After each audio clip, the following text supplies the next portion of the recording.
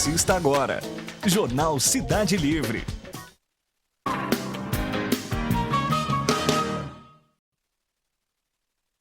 Motoguia Honda Dream. Dê asas para o seu sonho visitando nosso showroom. Um show de altas cilindradas, design, conforto e sofisticação. Boutique completa para sua total satisfação. Motoguia Honda Dream. Mais que um sonho, uma realização. Motoguia Honda Dream. Itapetininga.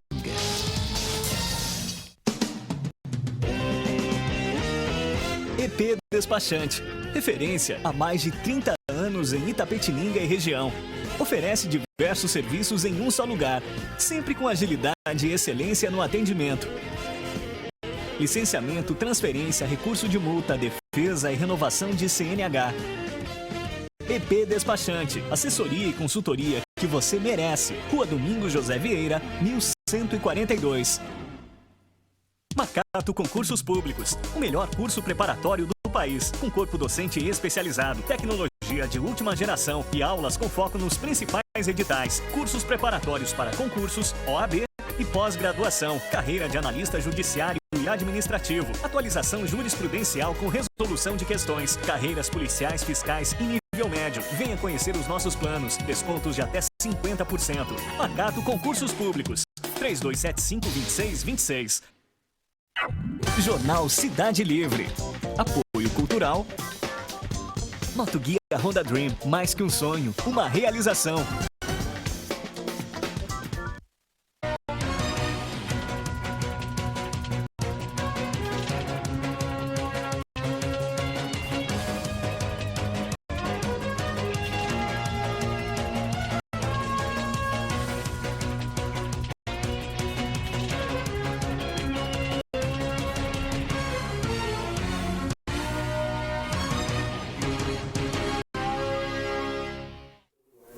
Boa noite, Itapetininga. Começa agora mais um Jornal Cidade Livre, ao vivo dos estúdios da TVI para o canal 99 da NET. Hoje aqui com a ilustre presença de 3 amigos, de novo, estamos com a bancada aqui com 3 pessoas. Vou começar pelo Aldo primeiro. Boa noite, Aldo, professor Aldo. Boa noite, Gustavo. Você que participa bastante pela internet, hoje vai ter o direito de falar aqui. Espero que seja tão incisivo quanto você fala na internet. Porque agora não está mais para se esconder através da sua fala, né? Então tá bom. Maravilha. Lembrando também, quem quiser participar do programa aqui com a gente, manda e-mail para o jornal cidadelivre@hotmail.com ou pelo Facebook da TV, que a gente lê aqui as perguntas para os nossos convidados. Do outro lado, meu amigo já de muito tempo, Tchelão, Marcelo Henrique, psicólogo. Já tinha vindo na TV, Tchelão? Não, já vim aqui, mas para fazer rap, né? Agora para conversar aqui é a primeira vez e é mais complicado, né? Porque o rap já está escrito, já está decorado. Aqui é na hora. Maravilha. Obrigado, Tchela, pela participação. E agora o Fábio Saco, advogado, corintiano. Tamo aí. Maloqueiro e sofredor. Vitória essa semana, encontramos o caminho do Corinthians, né? E comemorar aí 2013, tamo aí. Maravilha, obrigado, Fabião. Daqui a pouco, então, a gente volta, depois dos nossos apoiadores culturais, com as principais notícias do dia. Até já. Jornal Cidade Livre. Apoio cultural. Motoguia Honda Dream. Mais que um sonho, uma realização. Motoguia Honda Dream. Dê asas para o seu sonho visitando nosso showroom. Um show de altas cilindradas, design, conforto e sofisticação. Boutique completa para a sua total satisfação. Motoguia Honda Dream. Mais que um sonho, uma realização. Motoguia Honda Dream. Itapetininga.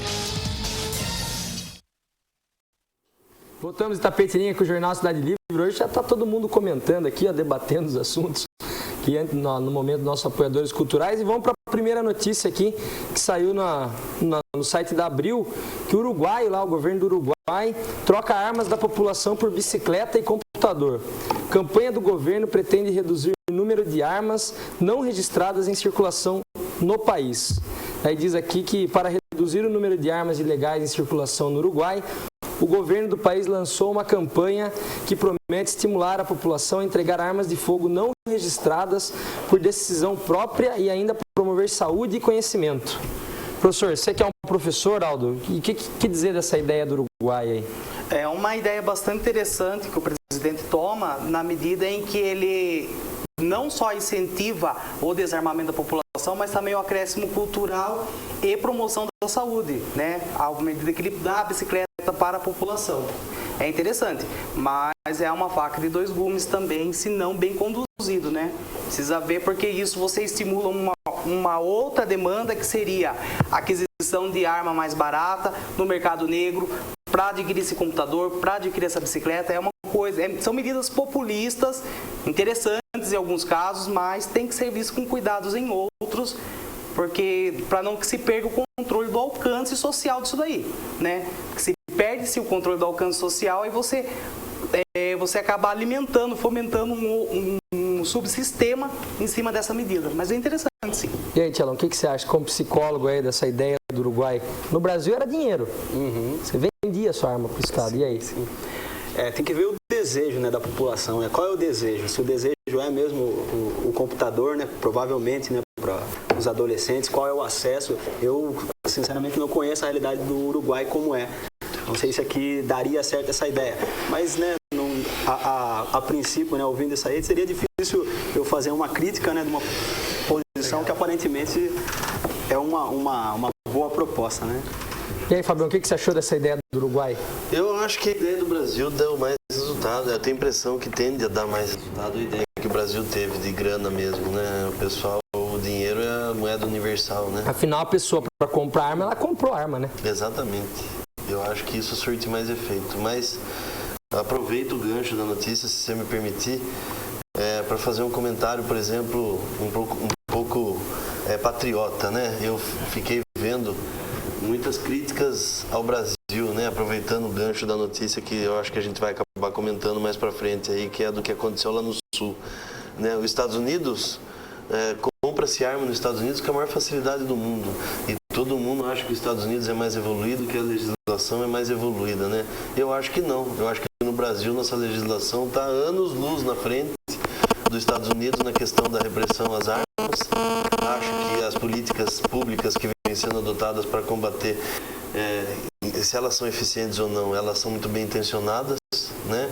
E a eficiência aí depende realmente do trabalho nas ruas da polícia, fiscalização, mas a nossa postura com relação a esse assunto merece aplauso em relação a vários outros países. Acho que o Uruguai vai acabar chegando nisso, vai fazer essa primeira tentativa aí que é bem populista, como o Aldo colocou, mas vai acabar caindo aí numa política mais severa de repressão às armas, talvez indenizando em dinheiro, mesmo como o Brasil fez, que foram devolvidas milhões de armas, né?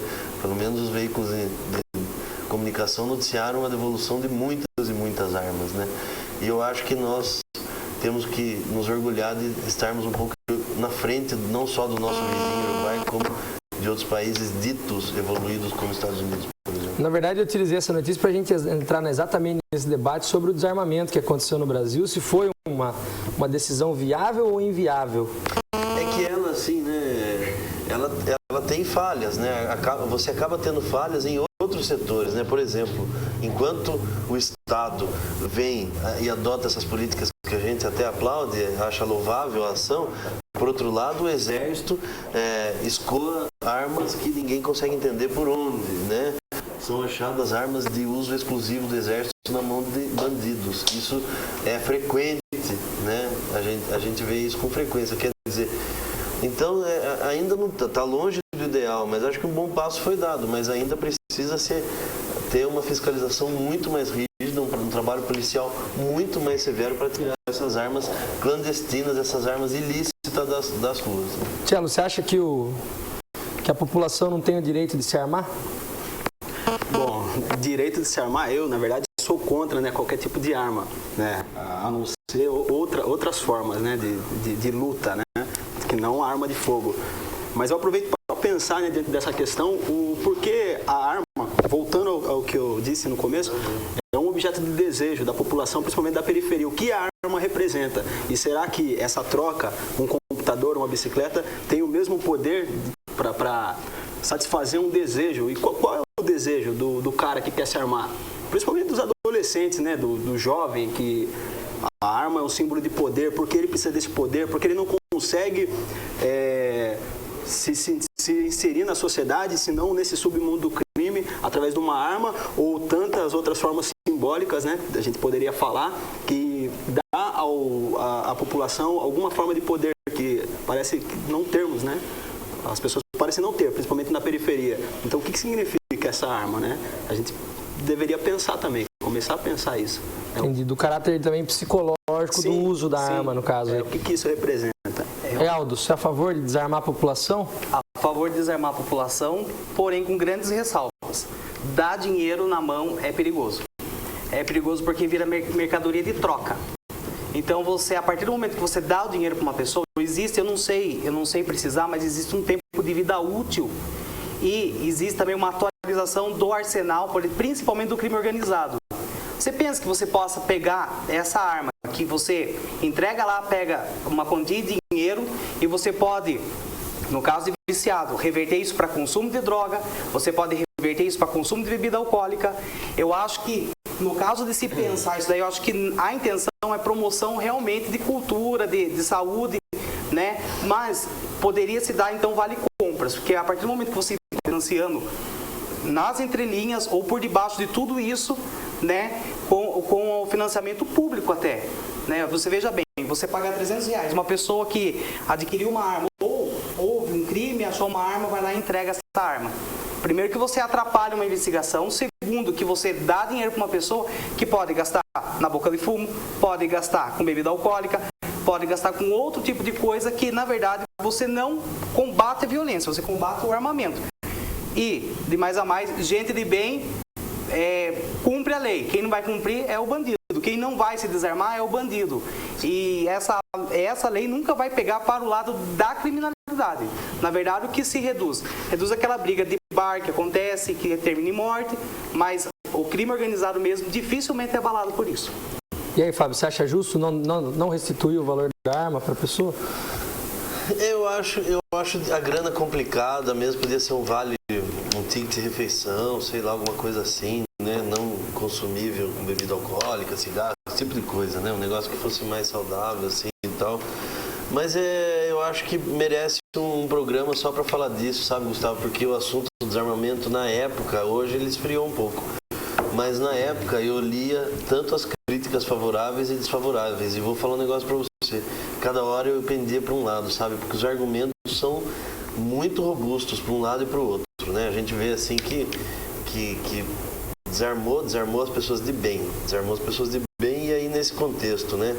População rural, eu já vi pessoas assim que são de bem também, que nunca praticaram violência e que foram vítimas de assalto e aí faltou uma arma talvez para numa propriedade rural onde a polícia não chega, não tem outros meios de se defender, né? O Estado não vai vir fazer defesa, né? Eu vi muita crítica nesse sentido, sabe? Para aquele pessoal que mora em lugares que a polícia não chega, ou para as pessoas que depois foram presas quando tinha uma arma que era uma relíquia de coleção, uma arma sem potencial de tiro, né? Às vezes cucando até soldado já para não ter nenhum potencial ofensivo, mas não deixava de ser arma e configurou crime e tal. Quer dizer, tem um universo de abordagens aí, desde o ponto de vista jurídico, das consequências de um processo penal para essas pessoas, até a questão social aí de estar desarmando ou não e quem está desarmando, né? Eu acho que merecia um programa assim. Mas, de uma forma geral, eu acho que toda iniciativa que venha a diminuir a violência é saudável, eu acho. Maravilha. Então vamos para a próxima notícia aqui, que realmente isso daí dá bastante debate, essa discussão da arma aí. Teve muita gente que ficou bravo de ter que se desarmar, mas enfim. Então a revista americana Forbes listou os bispos evangélicos mais ricos do país.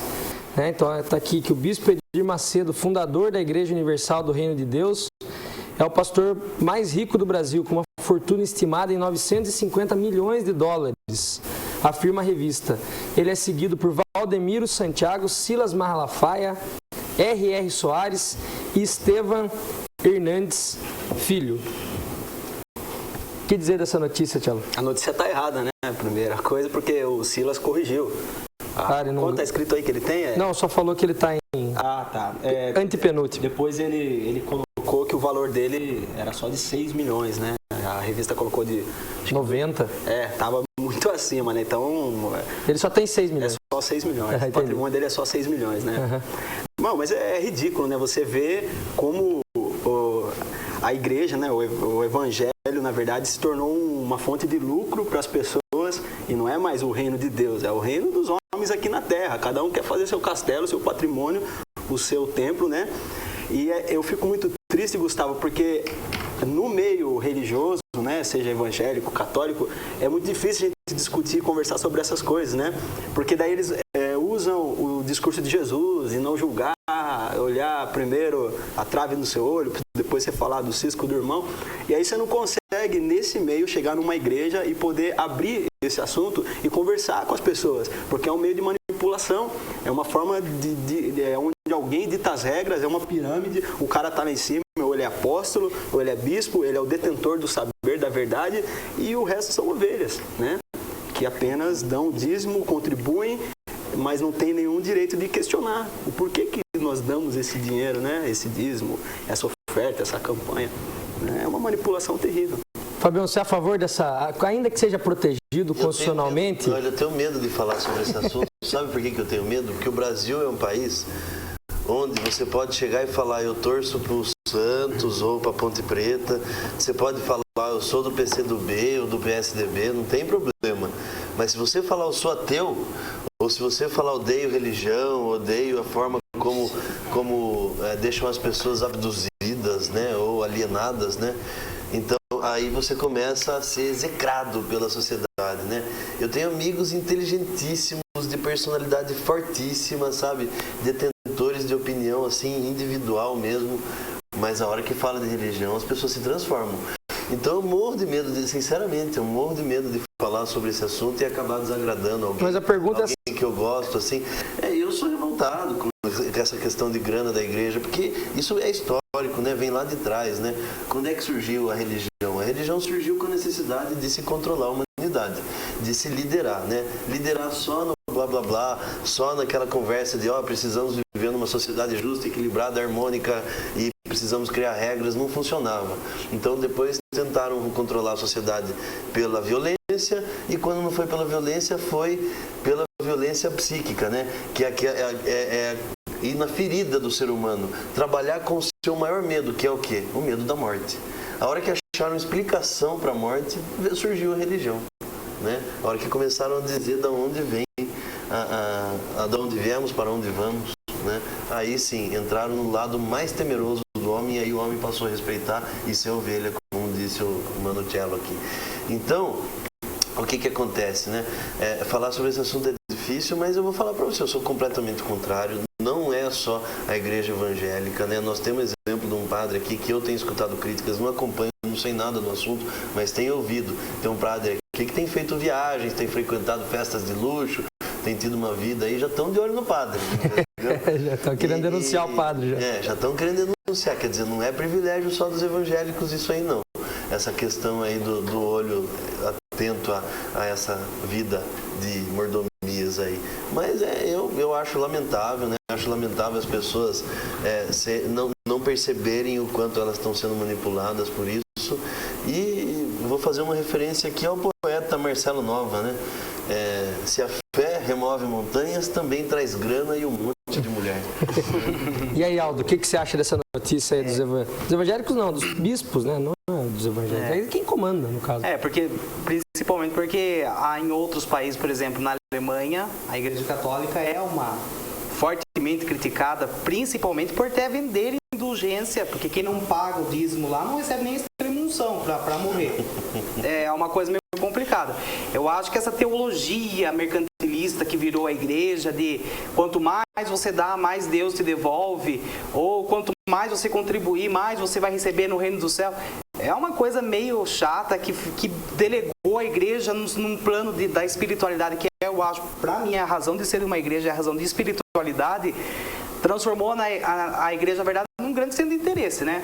Existe o interesse político, primeiro que a igreja controla politicamente parte da sociedade, e grande parte da sociedade se deixa levar por essa lavagem cerebral que é feita dentro das igrejas, seja em culto, seja em missa, seja em templo, seja em reunião, seja o que for.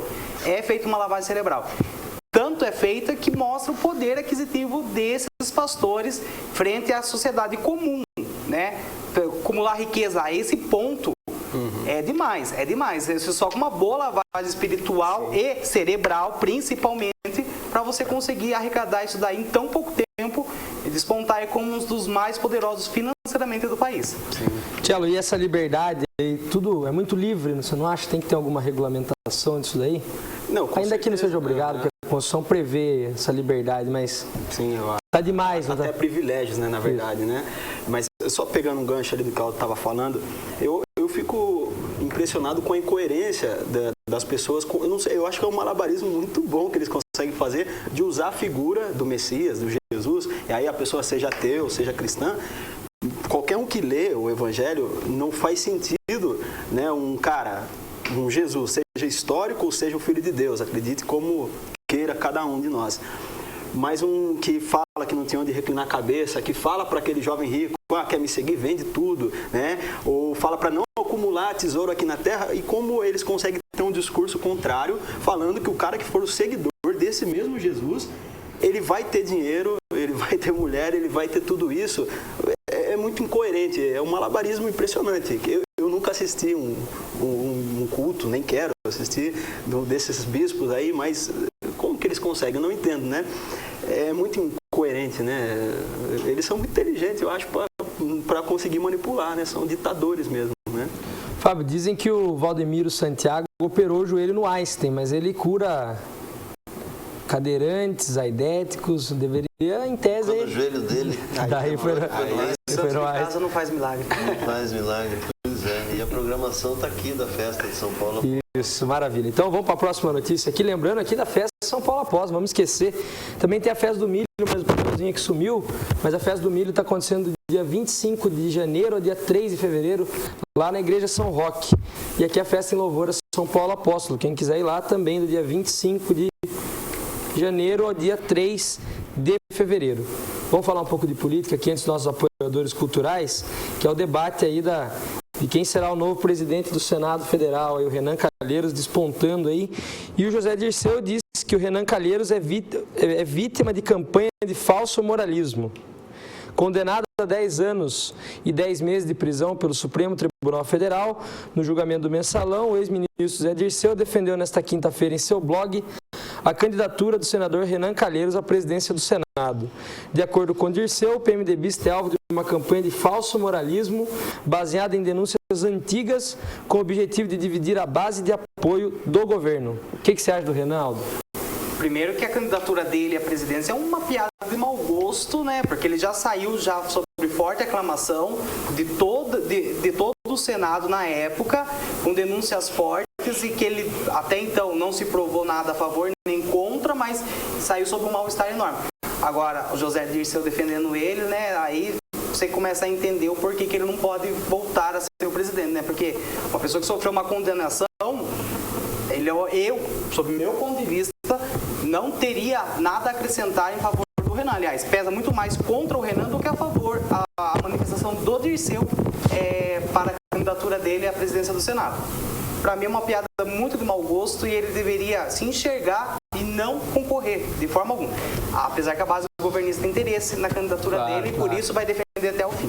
E o Renan Calheiros tem condição de ser presidente do Senado, Tiago? Olha, Gustavo, eu prefiro nem adentrar no assunto por não dominar, né? Não, mas pode falar, vontade, aqui é livre. O que eu posso falar é que eu acho que a corrupção, isso aí parece até ser cultural, né?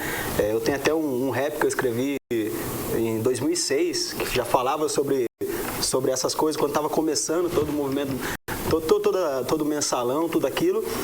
É o abecedário da corrupção, acho que você deve até conhecer, né? Que fala um pouco da corrupção do brasileiro, na verdade, né?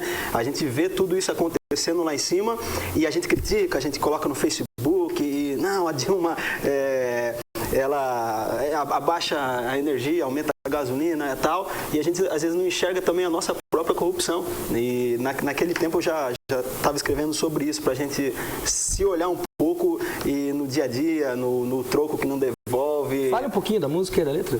Acho que é interessante. Ixi, é 2006, né? 6 anos. Mas tem no YouTube. Vou fazer um Trechinho, pode ser? Dias difíceis vêm, aumenta a fome, surge a sede. No desespero nos vemos como peixe na rede, manipulados num sistema que diz para gastar. A criança de 3 anos já pensa em gastar. Se eu não comprar, quem é que paga o seu salário? Mas se eu gastar, quem põe comida no armário? Quem vive pela cautela não dá para agir pelo coração. Se eu der presente para todo mundo, minha família fica sem feijão. Você acha que já tá bom, mas não viu o outro lado. No seu salário, o governo também ganha encargos, mas quem define, confere se aplicar no certo. E quem sobrevive com um salário que não paga um teto. No mensalão, caixa 2, corrupção, ladrão. Você comenta, concorda, né? Não, mas será que eu sou honesto a ponto de falar? Será que eu nunca roubei um troco a mais no bar? Se é no muito, no pouco, o ser humano falha. Para Deus não importa a quantidade ou a posição que estava. Se você é político ou não, é tudo igual. Você também roubou quando não devolveu R$1. Maravilha. Esse é o Fábio, a corrupção é cultural? Eu acho que eu gostei da letra porque faz um paralelo entre extremos, né? Eu volto, essa notícia que aconteceu no último domingo aí, ela sem querer, ela esbarra em uma série de temas, né? O brasileiro, ele na hora de criticar, ele é fera, mas ele suborna o guarda para não tomar multa, ele ultrapassa em faixa dupla. Passa multa no nome de outra pessoa. Esse tipo de coisa. Faz isso o tempo inteiro, né? Fura fila. Fura, anda sem cinto, fala no celular dirigindo, esse tipo de coisa. E vai fazendo, e vai fazendo, e vai fazendo. Então, acho que não interessa o pouco, o pequeno, acho legal esse paralelo que a música faz aí, o pequeno e o grande, né? Todo mundo bate no peito, eu sou contra a corrupção, mas esquece de olhar os mais comezinhos princípios de vida, né? Do dia a dia mesmo. Então, não querendo dizer que devemos viver todos sob o manto da hipocrisia, mas eu acho que a moralização do governo, ela deve ser uma bandeira a se lutar, assim, e contra a corrupção, com certeza. E a corrupção é cultural? E como acabar com ela aí no seu ponto de vista? A partir do momento que se criou resolver da melhor forma possível, já se criou a corrupção, né? Não existe melhor... Hoje até estava falando isso. Não existe melhor forma possível, existe a forma correta e a forma errada de se resolver. Melhor forma possível é resolver dentro do errado, parecendo estar certo. E aqui a gente, infelizmente, tem isso daí. Começa com o momento que a pessoa não se sente no direito de permanecer na fila no lugar de ter chegado por último. Começa pelo momento em que você não aceita uma multa porque você estava em excesso de velocidade, estava só você na rua. Então a corrupção é sim cultural, está incutida na nossa cabeça desde os tempos de mineração do Brasil. Começa um forte indício de que isso vai estourar e vai virar cultura. E infelizmente a impunidade selou, deu a chancela para que isso virasse uma praga no Brasil difícil de ser combatida, muito difícil. Tchelo, a gente já falou aqui de política, falou um pouco de religião, falou agora de corrupção. O que fez mais mal para o Brasil? As religiões, os bancos ou os portugueses? Religião fez mal para o ser humano, né? A religião sim. Mas como que é? Pergunta de novo. O que fez mais mal para o Brasil? A religião ou os bancos? Pô, é difícil, hein, velho? É difícil, eu não sabe? Tenho que pensar. E aí, Fabião, o que fez mais mal para o Brasil? É difícil de ver qual dos três dá para combater hoje, nos dias de hoje. Não, os portugueses da época, o que eles aprontaram. Os portugueses não dá mais, né? Não dá para voltar no tempo. Os bancos ainda dá. E a religião, eu acho que é uma luta impossível também de se travar. Eu acho que vamos tentar brigar com os bancos que... Tá bom. E você, Aldo, o que você acha? Eu acho que é falta de educação do brasileiro. Não chega a ser... Então o problema é o brasileiro. Na verdade é a falta de educação. A falta de uma política séria de educação para o povo. Que ensine ética de verdade, que ensine o verdadeiro valor, que não mascare as coisas. Porque no Brasil tudo é muito, muito mascarado. Deixam as coisas muito bonitas, né? Então existe essa cultura retrógrada brasileira de se enganar, de se deixar se enganar. Vamos nos enganar, né? Hoje mesmo eu estava pensando algumas coisas. Você promete um palácio, basta você construir uma mansãozinha, se passa por palácio, que todo mundo aceita ser enganado, né? E, infelizmente é isso. Para mim, então, é essa questão, é a falta de educação, de cultura, e justamente que permitiu tudo isso. E claro, um pouquinho do banco, um pouquinho da herança portuguesa, um pouco da religião, que faz essa lavagem cerebral, conforme eu falei, nas pessoas, e assim a gente vai. Maravilha. Só para deixar claro aqui que os portugueses, que eu quis dizer, são os bandeirantes que vieram para o Brasil, desmataram o Brasil, usaram índios aí, e tem esse passado aí que nos deixou de presente. Era deles que eu estava falando, não dos imigrantes portugueses que ajudaram a construir o Brasil. Não, o povo falando do... Eu ia comprar pão hoje. A galera ia ficar sem café. Estou falando do Raposo Tavares. Do Raposo Tavares, por exemplo, exatamente. Mas vamos para os nossos apoiadores culturais, daqui a pouco a gente volta com mais notícias agora de Itapetininga e região. Até já.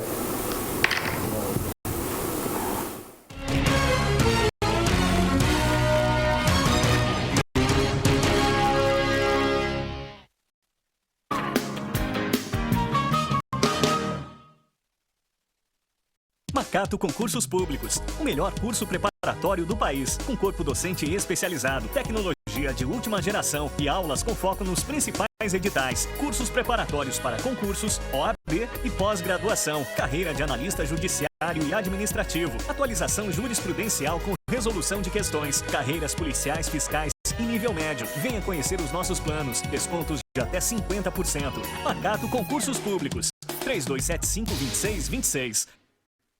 Motoguia Honda Dream. Dê asas para o seu sonho visitando nosso showroom. Um show de altas cilindradas, design, conforto e sofisticação. Boutique completa para a sua total satisfação. Motoguia Honda Dream. Mais que um sonho, uma realização. Motoguia Honda Dream. Itapetininga. Você está assistindo Jornal Cidade Livre.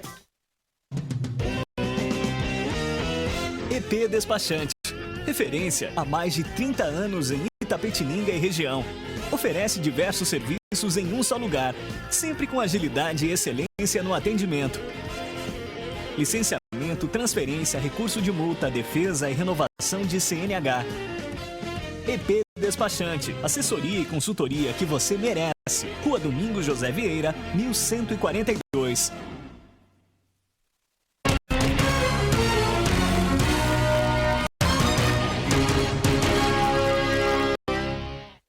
Voltamos em Itapetininga com a segunda parte do Jornal Cidade Livre.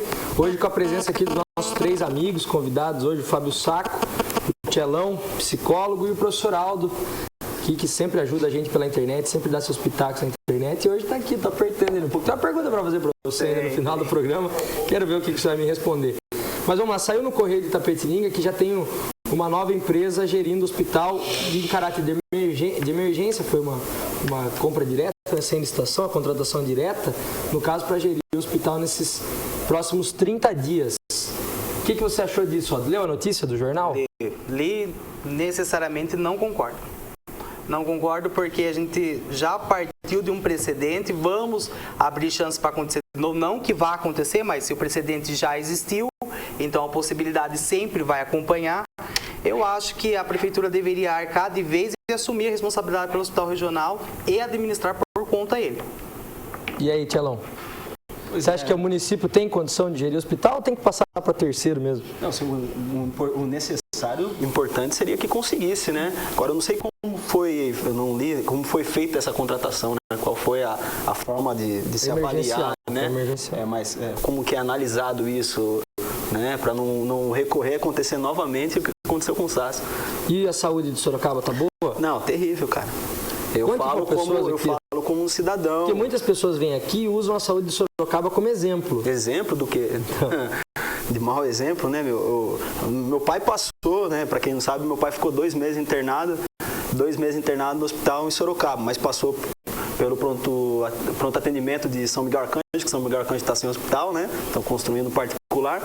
Veio para Itapetininga, para o regional e foi para Sorocaba, fratura de coluna. Em São Miguel nem foi percebido, mandaram ele de volta para casa, um dia inteiro em casa, já foi uma negligência. Daqui de Itapetininga tinha que fazer ressonância magnética, tivemos que pagar, ir para Tatuí, também foi complicado. Depois, lá em Sorocaba, no hospital regional, um dia inteiro naquele corredor de pronto-socorro, e depois 2 meses esperando uma cirurgia, porque o equipamento quebrou. Ixi, se eu for falar aqui tudo que aconteceu, né? Foi uma pós-graduação para mim ficar lá acompanhando meu pai, né? Então agora eu falo como um cidadão mesmo que sofreu e sofre, né, cara? Porque tá terrível, é terrível. Então Sorocaba não é exemplo? Não, eu falando na prática não é exemplo.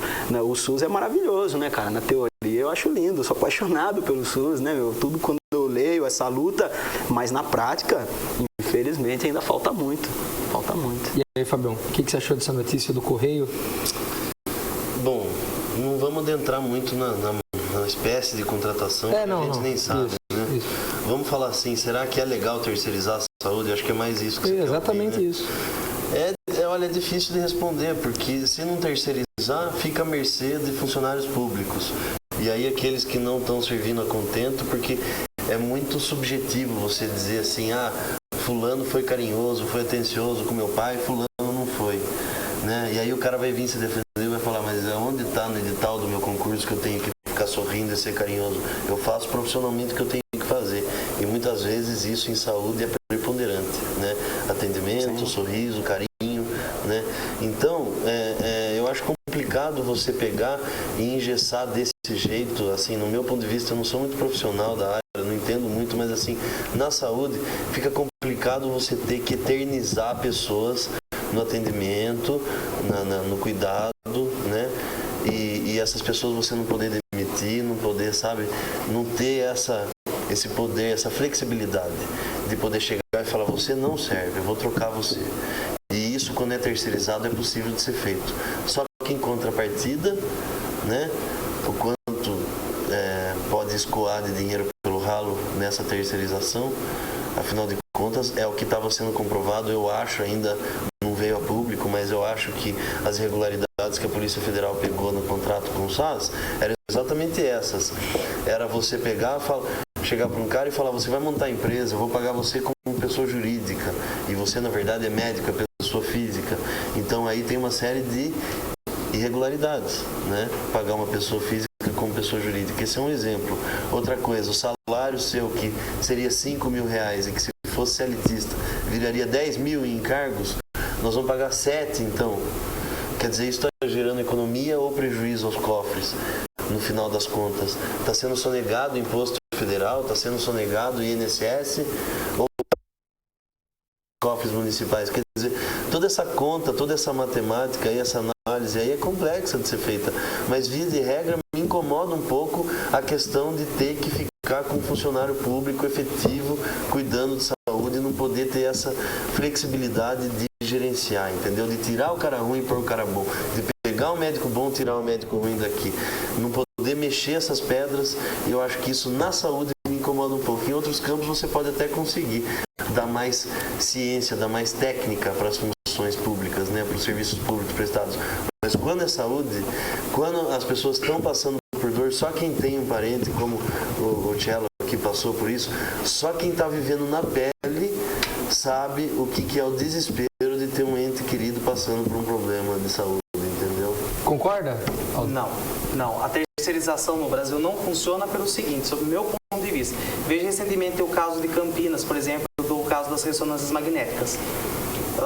Teve diretor do hospital que chegou ao cúmulo do absurdo de falar que o hospital não tinha responsabilidade, uma vez que a pessoa que foi fazer o exame foi fazer para uma empresa terceirizada que usava o mesmo prédio do Hospital Veracruz, morreu ali. Engraçado, morre a primeira, continua-se fazendo exames.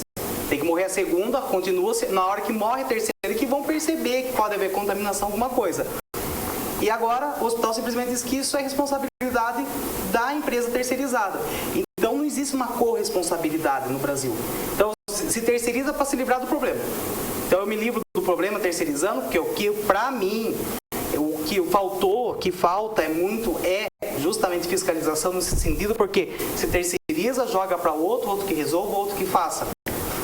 E eu não vejo pelo lado que o funcionário público seja a pessoa que não estaria... Você acha que é o ideal, o funcionário público? Eu acho que em certa parte sim, porque o funcionário público também está sujeito a sanções. Ele não faz o que ele quer, mesmo investido mesmo estando investido de um cargo público, porque ele pode sofrer o processo administrativo. Se tratando de saúde, se for negligência, ele pode sofrer um processo civil, criminal. Então ele não vai estar acima de qualquer coisa por estar investido de cargo público, de forma alguma. Aliás, é até muito mais fácil você responsabilizar assim do que você terceirizar e depois você ter que jogar a responsabilidade para o outro, e para o outro, e para o outro, que você acaba lavando as mãos, né? A famosa política Pôncio Pilatos. Lava as mãos, vocês que resolvam. Seu pai está melhor agora, tio? Tá em casa, melhorando, sem a cirurgia, né? Depois de 2 meses a cirurgia não foi feita. E não foi feita a cirurgia, Não foi né? feita. Deixar bem claro. Que Não 2 foi meses feita. esperando e não foi feito. Porque daí quando eu consegui uma vaga em Ribeirão Preto, né? Então você vê por aí já, olha a distância, né? Ir para Ribeirão Preto para fazer. Já foi de São Miguel, Itapetininga, Sorocaba, depois iria para Ribeirão Preto, depois de 2 meses. Mas quando era para fazer a cirurgia, estava com uma infecção contraída no hospital, né? Uma infecção hospitalar.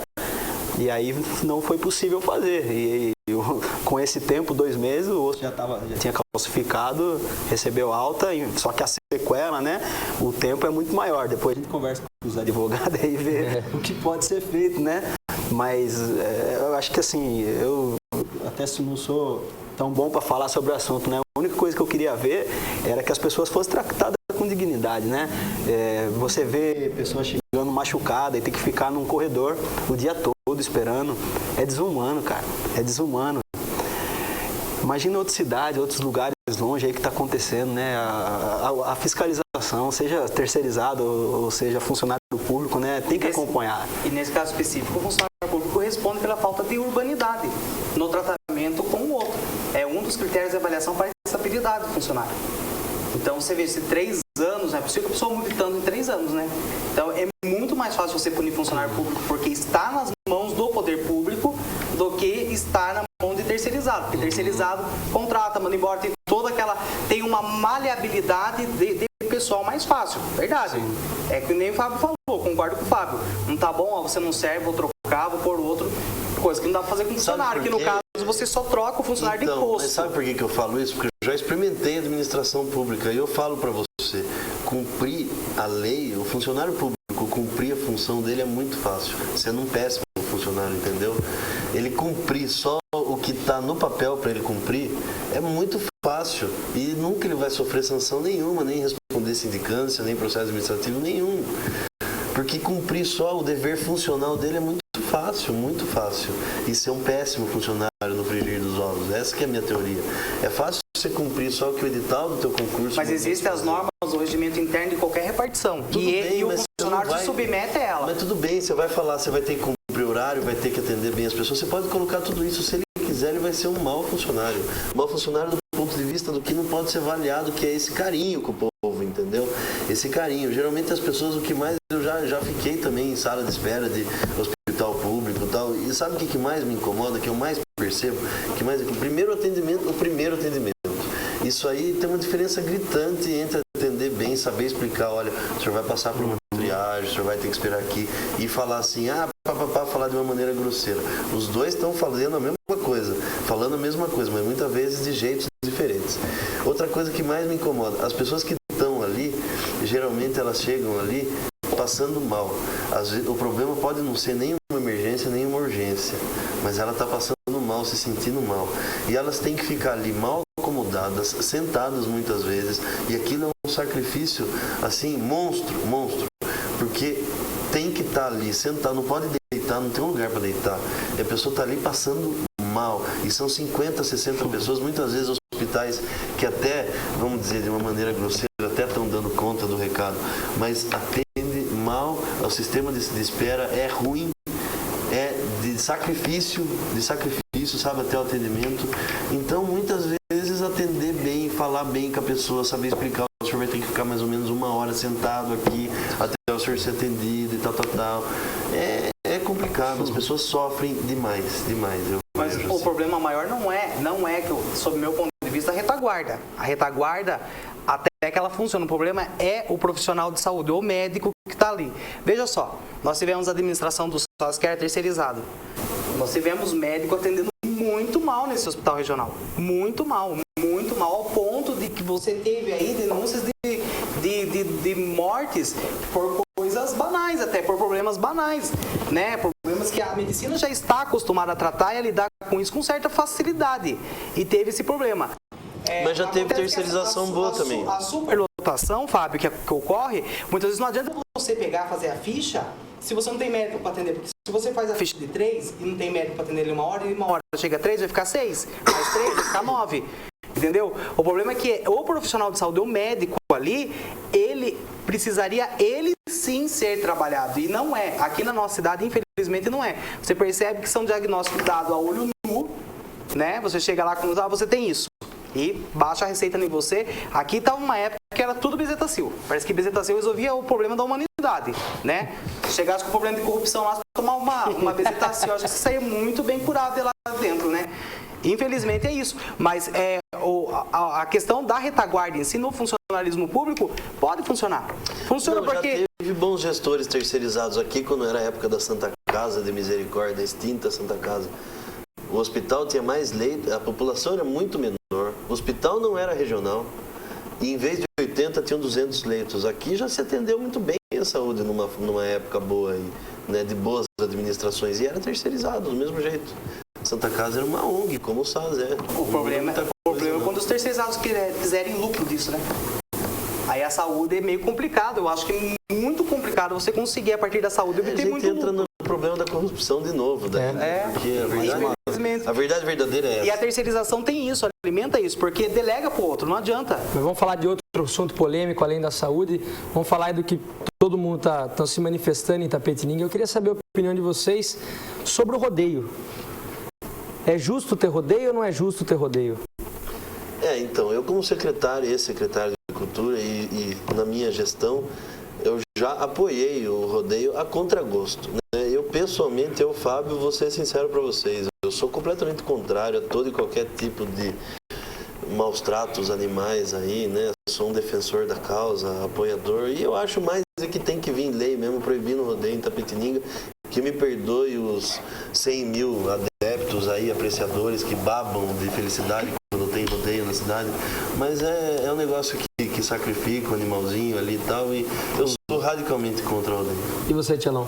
Nem tudo que o povo gosta é bom, né? Eu também sou totalmente contrário, né? Existe muita coisa que as pessoas vão, lotam, mas, né, o sofrimento de um animal que, para nós, né, é um ser irracional ali, tão diferente, a gente se acha tão superior a eles e tem coragem de fazer isso com eles. Contrário, né, mas eu sei que existe muita discussão e muita gente que se cortar o rodeio vão ficar doidos da vida, né? E aí, Aldo, vai concordar também? Não, o rodeio para mim é uma coisa que eu não sei nem por que ainda existe a nossa cultura. Evoluímos tanto de um lado e estamos ainda retrógrados em outro. Eu sou totalmente contrário à prática de rodeio. Tudo que vá causar qualquer prejuízo para o animal, acho que tem que ser sim combatido. Então vamos aumentar essa discussão um pouco e vamos falar das carroças, que existem em larga escala em Itapetininga, muitas pessoas vivem disso, e das carroças. Você é contra o carroceiro? Eu só conheço um carroceiro. Mas na que praça... é o Robertinho carroceiro, meu amigo corintiano.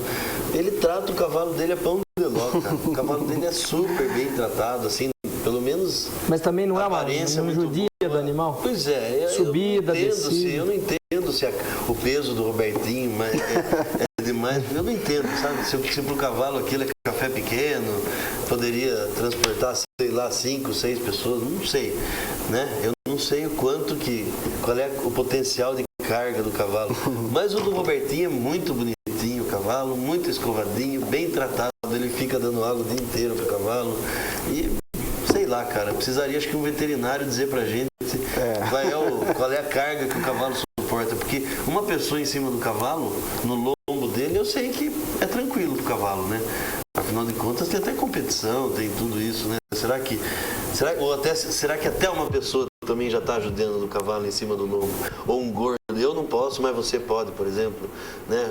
O gordo não, o magro sim, quer dizer, que níveis, né? Precisaria acho que um veterinário dizer pra gente até que ponto é sacrifício e não é, né? Na verdade, eu levantei essa questão porque o mesmo grupo que está fazendo o abaixo assinado do rodeio, também o próximo projeto é extinguir as carroças, chegando aí o prejuízo ao animal. Na mesma linha do rodeio. O que você acha, Tchelão? O que os veterinários acham? Dos veterinários, vamos trazer um veterinário aqui para falar disso, mas agora eu quero saber a opinião de vocês. Vai precisar discutir, né? Porque eu até nova essa informação, eu sempre achei um cavalo feliz, né? O cavalo do Robertinho, né? Quando ele tá falando, a impressão que nos dá é essa, pelo menos, quando a gente vê, né, um cavalo bem cuidado, parece um cavalo feliz, e um dono também, né? A impressão que dá é que seria apenas esse cuidado, né, do dono com o cavalo, né? E me pegou de surpresa isso, porque eu não imaginei que isso também poderia, de alguma forma... Você nunca reparou nos carroceiros de Itapetininga? Não, reparei, tem cara que é desumano, né, meu? Mas é o cara que chicoteia o cavalo, ele chicoteia a mulher, chicoteia o filho. Isso aí tá no cara, muitas vezes, né? Agora eu não achei que todo cavalo fosse maltratado, né? E aí, Aldo, chicoteia o filho mesmo? Então, a proibição em si, eu sou contra, porque acho que ele não tem o direito de tirar muitas vezes o meio de subsistência. Mas o peão e de que monta no boi também não é? O que precisa é regulamentar. O que precisa é regulamentar, porque assim como quem tem seu veículo automotor tem que fazer revisão de tempo em tempo, não coloca excesso de carga, né? O cavalo também precisa ter uma carteira de vacinação, precisa haver agentes que fiscalizem o excesso de carga que esse animal está tendo que tracionar. Então existe sim a questão de alimentação, exames médicos, eu acho que tem que regulamentar a profissão para a preservação do animal. Entendeu? Porque eu penso que é muito difícil, mas embora aconteça, mas é muito difícil alguém que vá pegar e tratar o seu meio de sobrevivência com pouco caso ou com desumanidade. Mas existe questão do chicote e tudo mais, né? Eu acho que tem que ser regulamentado. Particularmente, proibir como uma prática, eu acho meio difícil. Embora atrapalhe muito o trânsito, também tem toda essa questão que ganharia bastante adepto para o ponto. Mas eu acho que interferir no meio de renda de uma pessoa é complicado e isso... Beleza, entendi. Agora vou chicotar você agora. Mas e o problema do rodeio? Não está tirando a profissão das pessoas também? Se você cortar o rodeio e dizer que não existe mais, está tirando a profissão do peão, de quem leva o touro, de quem cuida do touro, de quem monta a arena, de quem o locutor. Você também não está tirando? Não, eu não acredito que tira, porque você a questão em si não, eu não vejo o peão de rodeio como profissão. Não vejo como profissão. Isso para mim é uma cultura. Isso para mim é uma cultura que exista, entendeu? Do qual alguns sobrevivem, assim como o futebol para mim, jogador de futebol para mim, que eu particularmente tenho tudo contra o futebol, né? Mas para mim também não é profissão, né? E eu particularmente não vejo. O que se debate nessa lei, sob o meu ponto de vista, é a questão de maltrato do animal. Se uma pessoa tem um animal para tracionar e ele sabe cuidar desse animal ao ponto de que ele não cause mal-estar para ele, eu sou contra sim a proibição. Porém, a prática de rodeio causa maus tratos para o animal e isso é provado em qualquer instância. Qualquer pessoa sabe a que esse animal é exposto antes, durante e depois dos eventos. Tá, o Fernando Henrique Cardoso instituiu o peão como esporte. Ele é um esportista, o peão é um esportista. E tirar toda essa arena e desempregar todo esse pessoal. Dá pra fazer com touro mecânico, né? Como que fica? Mas daí não é a mesma ideia de que quem carrega o animal lá com a carroça não pode comprar um carrinho e levar no carrinho? Não, mas daí sempre na questão de renda, porque... Mas no peão não entra na questão de renda? Quem promove um evento como o rodeio tem condições de prover o touro mecânico. Quem promove tem, mas e o peão que pula? Mas ele é um atleta, não é? Não é um atleta, ele vai competir na arena. No touro mecânico. Claro. Vai pular em outra Concorda, Fábio? Ou são duas fontes idênticas de renda? Falado sobre isso, mas eu acho que o ponto-chave é estar ou não judiando e é só um veterinário mesmo para dizer, né? Eu acho que esse é o ponto-chave. Estar ou não judiando, ninguém tem que sofrer, né? Nem os animais, ninguém tem que ser judiado. A partir do momento que se consiga achar um equilíbrio que dê para continuar essas funções, profissões, essas rendas sem machucar ninguém, puxa, que bom. Falaram do cavalo da Polícia Militar aqui. O cavalo não... E a PM que fica dando cavalinho? Pois é, então, será que essa carga é exagero ou não? Eu queria ter feito o veterinário para poder dizer agora se é exagerado. Mas essa questão é muito polêmica, viu? Para saber se judia ou não judia. E outra, reside nas Mas tem nossas boi que é bem tratado também. Viu? Não, mas ele passa por um momento alto de reside nas estresse. nossas origens. Itapetininga surgiu como? Foi descoberto? Nos tropeiros. Como é que ela iniciou então? Com carroça, com charrete, Exatamente, com carro de boi. mula. Aí você tem toda essa discussão aí que vai esbarrar até na cultura. O governo do estado lançou, quando eu era secretário, o governo lançou, se não me engano, em 2006, o programa Caminho das Tropas. Secretaria de Turismo incentivando a ser refeito o Caminho das Tropas e tal. E tudo isso é resgate, é história. E aí? Teríamos aí um conflito entre a cultura e as causas animais aí? Então, E você, Thiago, o rodeio faz parte da nossa cultura? Aqui no interior faz parte, né? Mas será que tudo que é cultural é bom, né? Senão a corrupção seria boa também, né? Ela também é cultural, como a gente conversou. Mas caramba, né? Conversar sobre tudo isso abre um leque, né, de assuntos, né? Porque a gente também vai poder entrar na questão da própria carne que a gente consome, né? Será que os bichos sofrem ali ou não? Disseram como aqui, são esses matadores? Né? Só para depois você concluir, disseram aqui, se ele não pular na arena, ele vira churrasco. Se ele não pular na arena... Se o boi não pular, vira então, churrasco. Quer dizer, tá condenado. O sofrimento só que aí defendem que o sofrimento, melhor você sofrer de uma vez só do que sofrer a vida inteira. Sim, sim. O ser humano pós-moderno é complicado, né? Olha quanta questão. Se ele virar churrasco, ele deixa de desmatar. Quanto mais churrasco ele vira, menos pasto a gente precisa. E aí, quanto mais pasto, menos vegetação. Quanto mais boi vivo, mais monóxido de carbono sendo produzido. Aí olha, foi uma filosofada grande. Tem tudo isso. Claro que ação tem. Tem uma reação. Então, o Vinícius veio aqui ontem, ele disse que cada 100 quilos que o animal ingere, gera 1 quilo de carne.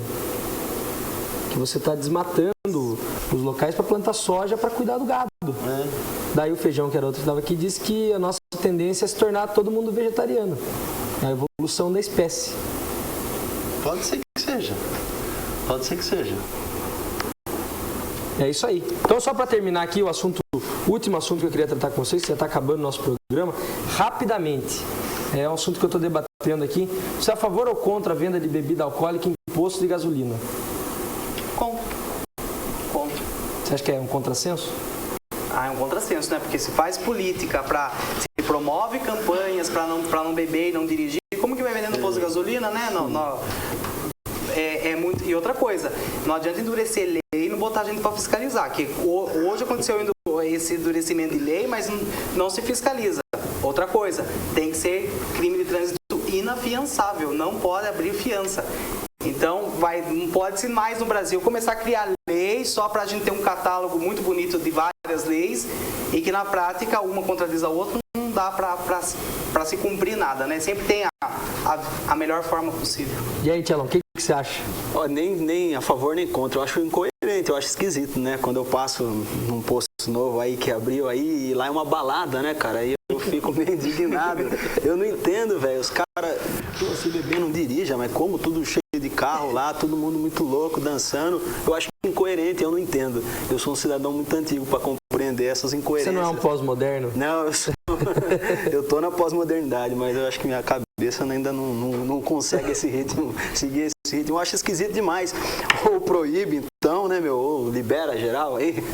E aí, eu acho que essa discussão, em hipótese alguma, pode se fundamentar na lei de trânsito que proíbe dirigir alcoolizado. Sinceramente falando. Não, é mais na questão moral. Não, o carro traz 4, 5 pessoas, nem todo mundo está dirigindo, né? Eu acho que assim... Não, então vamos tirar bebida a partir das 10 horas da noite, vamos tirar bebida em todos os bares? Porque se ele não comprar no posto, ele compra em outro lugar, bebe e dirige. Quem quer beber e dirigir, vai beber e dirigir sempre. E quem não quer, não vai nunca. Então é assim, não é porque está vendendo no posto, eu acho. Agora, quanto a ficar consumindo bebida no posto, isso eu acho um negócio ridículo.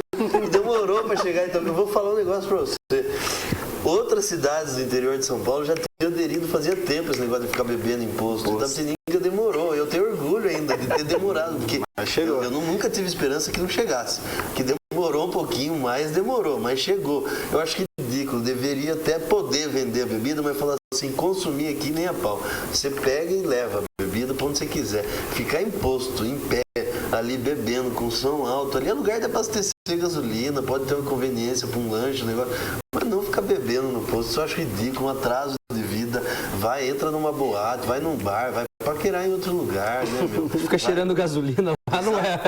É verdade. Ridículo e sem noção quem faz isso. Maravilha, o Jorge Isaac tá mandando um abraço para você.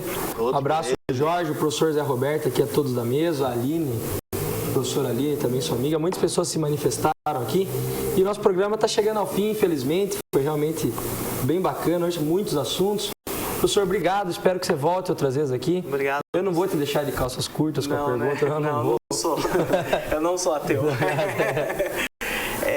Prazer estar aqui, espero poder realmente voltar outras vezes para debater outros assuntos da cidade. Obrigado, Aldo, valeu. Tchelão, Fazia tempo que eu não te via, companheiro. Nem Obrigado fala, né, por você vir, espero que venha mais vezes. Valeu, Gustavo. E apareça no Sul mais. Se Deus quiser, né? Ninguém caindo, tiver que ficar lá no SUS, lá esperando, tamo aí. Então, maravilha. Então, obrigado, Tiago Melhoras, pro seu pai. Fabião, valeu. Quero agradecer a todos os convidados e só para esclarecer, não ficar sendo mal interpretado. Eu não sou contra a religião, não sou contra nada. O que eu sou contra é a alienação, é as pessoas se acomodarem. Ai, meu filho morreu, Deus quis. Não, Deus quis não. Alguém não seguiu a lei e não tinha extintor onde seu filho estava, entendeu?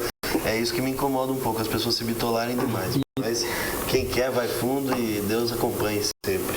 Maravilha. Obrigado, Fábio. Obrigado, Aldo. Obrigado, Tiagão. Obrigado às pessoas que assistiram o nosso programa. Amanhã tem mais Jornal Cidade Livre. Fiquem com Deus e até amanhã. Você não é ateu também, né? Deus.